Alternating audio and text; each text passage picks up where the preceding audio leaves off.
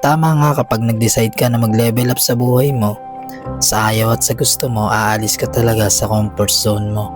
Yung mga bagay na hindi mo ginagawa dati, kailangan mo nang gawin ngayon. When you ask for growth, babatuhin ka ng mga challenges sa life na akala mo hindi mo kaya. Dito talaga masusubok ka. Life will stretch everything to you. Your finances, expenses, lifestyle, mindset mo. Especially awareness mo sa mga bagay-bagay na nangyayari sa life mo. Hindi mo to matatakasan kapag gusto mo ng breakthrough, because the universe will see kung talaga bang deserving ka sa mga bagay na gusto mong makuha. Lahat ay may kapalit.